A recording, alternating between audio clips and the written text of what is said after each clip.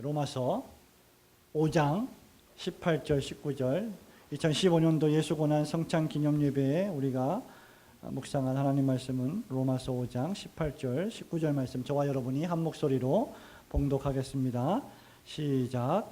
그런즉 한 범죄로 많은 사람이 정죄에 이른 것 같이 의의 한 행동으로 말미암아 많은 사람이 의롭다 하심을 받아 생명에 이르렀느니라. 한 사람의 순종치 아니함으로 많은 사람이 죄인 된 것 같이 한 사람의 순종하심으로 많은 사람이 의인이 되리라. 아멘. 우리는 우리의 인생을 살아가면서 때때로 많은 어떤 빚을 지고 살아가고 있습니다. 어떤 사람들은 사업을 하기 위해서 은행으로부터 많은 대출을 받아서 열심히 일을 합니다. 또 어떤 사람은 은행으로부터 전세자금을 빌려서 거주하여 살기도 합니다. 또 어떤 이들은 자녀들의 교육을 위하여서 학자금 대출을 받아 열심히 자녀들을 양육하기도 합니다. 빚을 지는 것은 능력이라고 하는 말이 있습니다. 대출을 받는 것도 능력이다라고 하는 말이 있습니다. 그러나 대출을 받고 빚을 많이 지는 것은 결코 좋은 것이 못 됩니다. 그러한 빚이 많아질 때마다 어떤 사람들은 파산에 이르게 되고, 어떤 사람들은 우울증에 빠지게 되고, 어떤 사람들은 너무나 빚이 많기 때문에 자살을 하는 그러한 극단적인 선택을 하기도 합니다. 이런 의미에서 볼 때 빚이 많다는 것은 결코 좋은 일이 아닙니다. 돈이 많은 사람은 이런 종류의 빚은 없겠지만, 그 사람이 그럼에도 불구하고 그러한 많은 돈을 버는 동안에 수많은 사람들에게 갚아야 할 이런저런 다른 종류의 빚이 있을 것입니다. 그런데 우리 인간들은 이런 종류의 채무가 아닌, 이런 종류의 빚이 아닌 도무지 갚지 못할 가장 엄청난, 가장 큰 빚을 지고 있는 존재들임을 우리는 생각할 줄 알아야 합니다. 하나님께서는 이 지구상에 존재하는 모든 사람을 당신의 말씀으로 창조하셨습니다. 그리고 하나님께 영광을 돌리기 위해서 사람들을 지으셨습니다. 그러나 사람은 하나님을 대적했고 범죄하여 타락했으며 그 결과 죄와 사망과 심판이라고 하는 엄청난 죄의 결과, 즉 죄의 빚을 떠안게 되었습니다. 인간이 만난 모든 종류의 고난과 고통은 다 바로 이런 종류의 빚 때문에 발생하게 되는 것입니다. 그러므로 우리는 오늘 밤에 예수님의 고난을 기념하는 성찬 예배를 드리면서 특별히 로마서 5장 18절 19절 말씀을 마음속 깊이 생각해 볼 줄 알아야 합니다. 우리의 비참한 처지와 그러한 처지에서 우리를 구출해 주시고 구원해 주시는 우리의 보증인이 되시는 그리스도 예수님에 대해서 오늘 밤에 잠시 묵상하기를 소원합니다. 사랑하는 성도 여러분, 고난주간을 맞이해서 특별히 예수 그리스도께서 십자가에 못 박혀 죽으시는 이 귀한 사건을 우리가 묵상하면서 가장 먼저 생각해야 하고 우리의 마음속에 새겨야 할 사실 가운데 하나는 저와 여러분이 완전한 비참한 처지에 빠져 있다는 사실입니다. 18절 말씀을 보십시오. 그런즉 한 범죄로 많은 사람이 정죄에 이른 것 같이 라고 했습니다. 19절 말씀에도 한 사람의 순종치 아니함으로 많은 사람이 죄인 된 것 같이 라고 기록을 하고 있습니다. 성경은 사람을 정의할 때, 사람에 대해서 설명할 때 허물과 죄로 죽어버린 무능력한 인생들이다 라고 정의합니다. 생물학적으로 또 사람들이 문화인류학적으로 사람에 대해서 어떤 정의를 하든지 간에 성경은 단 한마디로 죄와 허물로 죽어버린 죄인들이다 라고 선포하고 있습니다. 우리 죄인들은 그리스도의 제자인 마태의 표현대로 마태복음 11장 28절에 보면 수고하고 무거운 인생의 짐진 자들입니다. 저와 여러분이 얼마나 화려한 인생을 살고 있든지 간에 관계없이 저와 여러분은 수고스러운 인생을 살아가고 무거운 짐을 등에 짊어지고 하루하루 고통스럽게 살아가는 존재들입니다. 우리의 인생은 최초의 인간 아담과 하와가 타락한 결과 그 결과에 수반되는 심판에 따라서 땀을 흘리고 열심히 수고하고 고통스럽게 일해야만 먹고 살 수 있는 고난의 인생입니다. 노동이라고 하는 것은 신성한 인간의 활동 가운데 하나이지만 그것은 또한 죄의 결과이기도 합니다. 그래서 바울은 로마서 7장 24절에서 오호라 나는 곤고한 사람이로다. 이 사망의 몸에서 누가 나를 건져내랴 라고 탄식했습니다. 먹고 사는 문제도 힘들고 고통스러운데 사도 바울은 자기의 마음속에서 성령의 법과 죄의 법이 싸우는 육체와 믿음이 싸우는 그런 영적인 전투까지 경험하면서 그 영적인 전투에서 실패하고 있는 자신의 모습을 보고 탄식하고 있는 것이죠. 나는 사망의 몸이구나. 나는 죽을 수밖에 없는 존재이구나 라고 고백을 한 것입니다. 구약의 모세 역시 시편 90편 10절에서 우리의 인생의 연수가 70이다. 우리가 건강하면 80년을 산다. 그런데 그 인생의 연수의 자랑은 수고다. 슬픔뿐이다. 신속기간이 날아가나이다 라고 주님 앞에 우리의 인생의 허무함을 고백했습니다. 전도서의 저자인 솔로몬 왕은 뭐라고 고백했습니까? 우리의 인생이 헛되고 헛되며 헛되고 헛되니 라고 인생의 무상함을 설명했습니다. 도대체 우리의 인생은 왜 이렇게 수고와 슬픔의 인생인 것입니까? 그것은 우리가 하나님 앞에서 범죄했기 때문입니다. 18절에 한 범죄로 말미암아 많은 사람이 정죄에 이르렀다. 19절에 한 사람이 순종치 아니함으로 많은 사람이 죄인 되었다라고 오늘 바울은 선포합니다. 인류의 대표인 아담의 범죄로 말미암아 모든 인간이 정죄를 당했습니다. 저와 여러분이 질병에 시달리고 저와 여러분이 죽을 수밖에 없는 운명에 처해진 것은 우리의 대표인 첫째 아담 그 사람이 범죄했기 때문에 아담과 하와로부터 출생하는 모든 사람들이 전부 다 질병에 시달리고 죽음에 이르게 되는 죄와 사망의 몸으로 출생하게 된 것입니다. 그것이 정죄를 당한 결과입니다. 여러분, 정죄를 당하다라고 하는 말은 죄의 빚을 지고 있다는 것입니다. 이 정죄로부터 해방되지 않는다면 저와 여러분은 영원토록 질병에 시달릴 것이고 영원토록 죽음에 빠질 것이고 마침내 죽음 이후에 영원한 지옥과 사망의 불못에서 고통을 당하게 될 것입니다. 우리가 인생을 살아가면서 고난을 당하고 고통을 받으며 마침내 죽는 것은 바로 우리가 저질러 놓은 이 죄의 채무 때문입니다. 로마서 6장 23절에 사도 바울은 그래서 죄의 싹슨, 죄의 결과는 사망이다, 죽음이다 라고 말하는 것입니다. 그래서 우리는 본질상 진노의 자식으로 출생하는 것이죠. 우리 아이들이 누가 가르쳐주지 않아도 거짓말을 먼저 배우고 누가 가르쳐주지 않아도 약삭빠르게 자기가 이기적으로 자기에게 유익한 모든 것들을 먼저 선택하는 것들은 바로 그들이 본질상 진노의 자식들이기 때문입니다. 사실상 모든 인간은 하나님께 가장 완벽한 순종과 경배를 돌려야만 했습니다. 우리의 몸과 마음과 영혼을 다하여 우리를 창조하신, 우리를 완벽한 장소에 두신 하나님을 왕으로 모시고 그분을 찬미하며 그분을 사랑하며 살아가야만 했습니다. 그러나 타락한 인간은 이 빚을 갚을 능력을 완전히 상실하고 말았던 것입니다. 하나님과 우리와의 관계는 완전히 무너져 버렸고 하나님과 우리 사이에는 큰 막힌담이 있어서 우리가 하나님 앞으로 다시 나아갈 수 있는 길이 완전히 가로막혀 있는 것입니다. 그래서 우리는 하나님께 평생을 다 갚아도 갚지 못할 무한한 빚을 지고 있는 것이지요.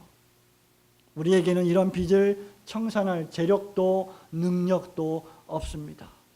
여러분이 100년을 살고 1000년을 살고 10,000년을 산다고 해도 오늘보다 내일 더 여러분의 능력으로 스스로 거룩하고 정결해져서 하나님 앞에 가까이 나아갈 수 있는 존재는 없다는 것입니다. 결국 우리는 이 정죄의 빚이 요구하는 영원한 형벌과 심판을 받아야만 할 운명에 처한 것입니다.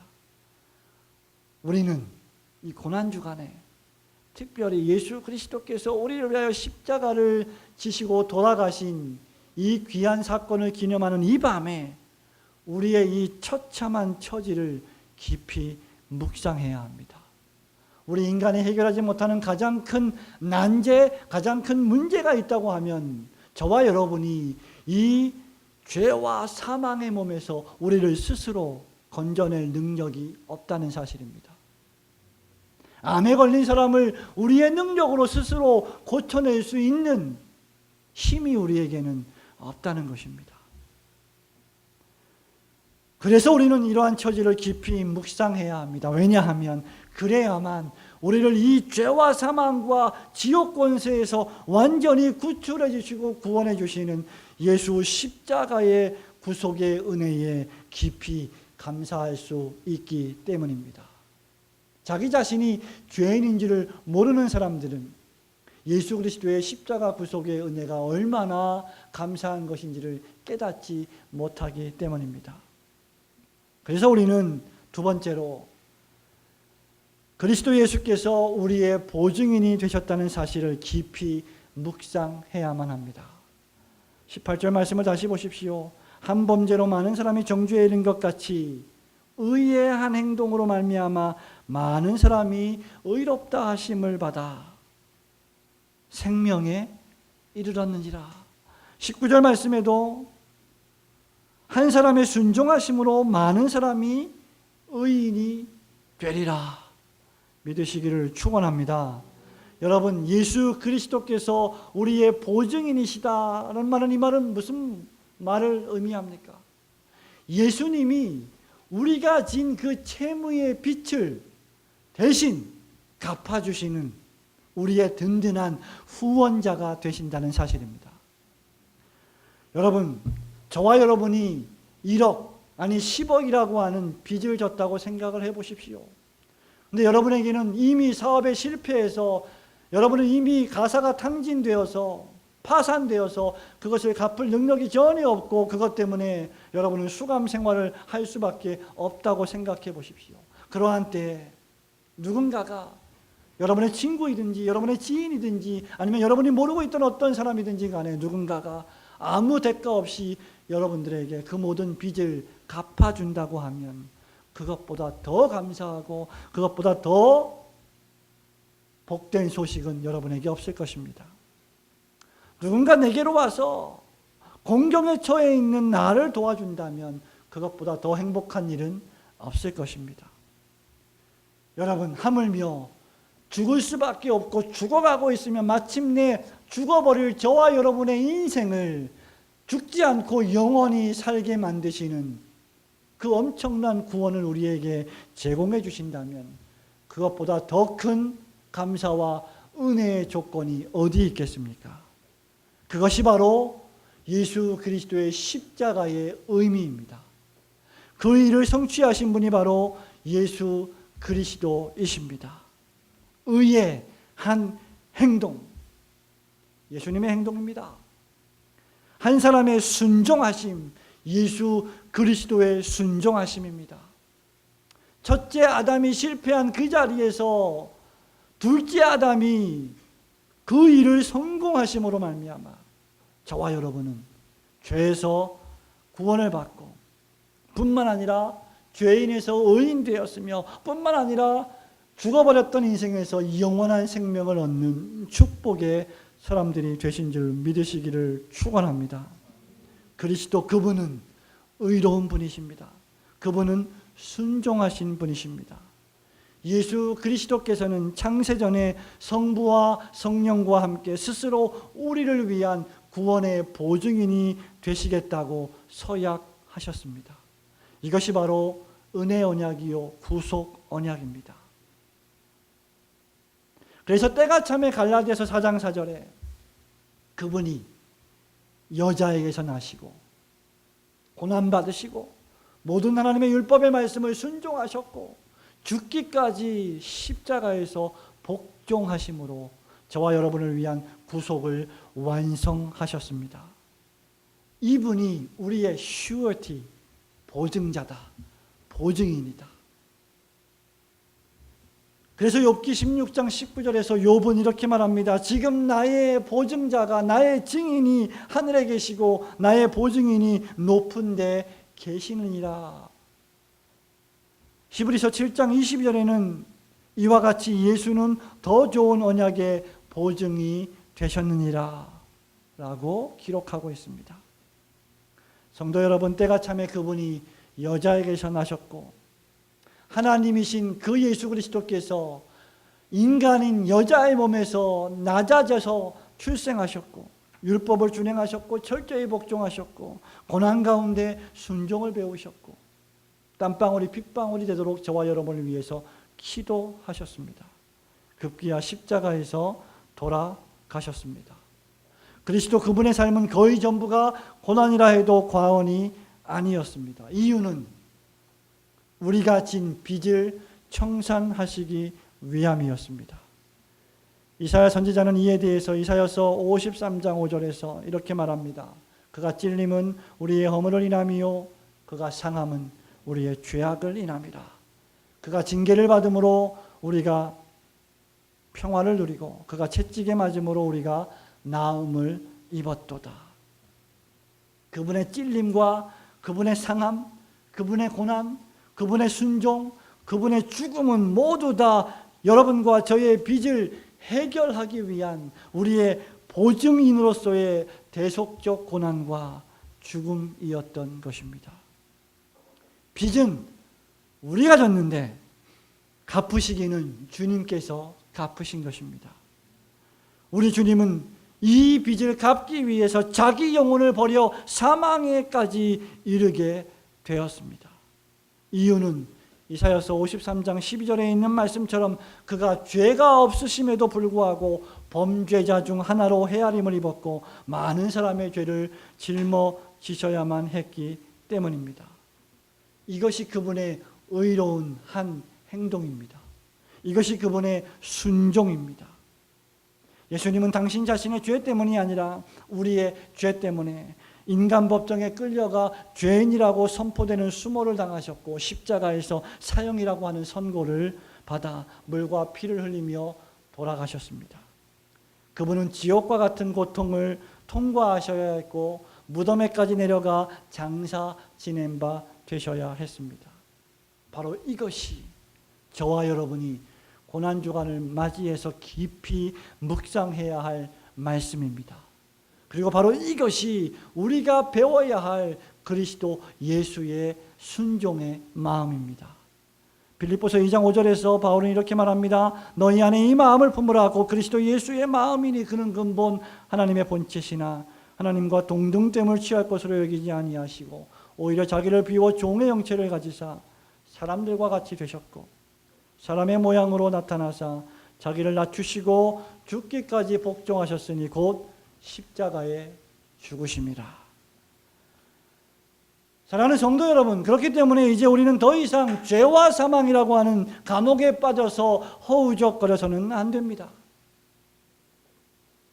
우리는 이제 더 이상 죄와 궁핍함에 빠져 무서워해서는 안 됩니다. 사단이 우리의 연약을 볼모 삼아서 우리의 여러 가지 죄악을 생각나게 하고 지적한다고 해도 흔들리지 마십시오. 여러분의 구원은 안전 보장되어 있습니다. 왜냐하면 예수 그리스도께서 저와 여러분의 보증자로서 십자가에서 모든 죄를 완전히 사해 주셨기 때문입니다. 그리스도의 십자가 보혈이 여러분의 모든 죄를 청산하셨음을 믿으시기를 축원합니다. 그러므로 이제 그리스도 예수 안에 있는 자에게는 결코 정죄함이 없나니 이는 그리스도 예수 안에 있는 생명의 성령의 법이 죄와 사망의 법에서 너를 해방하였음이니라 라고 바울이 로마서 8장 1절과 2절에서 선언하고 있습니다. 사랑하는 성도 여러분, 말씀을 맺습니다. 이것이 바로 예수의 이름의 능력입니다. 이것이 바로 보혈의 능력입니다. 이것이 바로 십자가의 능력입니다. 바로 여기에 우리의 소망이 있습니다. 바로 여기에 우리의 능력과 영광이 있습니다. 여러분의 빚이 무엇이든지 간에 예수께서 저와 여러분의 과거와 현재와 미래의 모든 빚을 다 갚아주신 줄 믿으시기를 축원합니다. 예수 그리스도의 십자가 보혈이 사죄하지 못할 만큼 큰 죄악은 존재하지 않습니다. 뿐만 아니라 죄인된 우리는 그분의 순종과 그분의 죽음으로 말미암아 의인이 되었고 그분의 공로로 말미암아 영원한 생명을 선물로 받았습니다. 그분에게 감사하시기를 축원합니다. 우리는 채무자에서 완전히 자유인이 되었습니다. 기뻐하시고 즐거워하시기를 축원합니다. 그 누구도 우리를 그리스도의 사랑에서 끊을 자가 없습니다. 하나님께 감사와 영광을 돌리십시오. 전심을 다하여 주 예수 그리스도를 찬미하십시오. 주 예수 그리스도의 순종하심과 십자가 죽음이 여러분의 삶을 날마다 새롭게 하시는 능력의 원천이 되시기를 주님의 이름으로 축원합니다.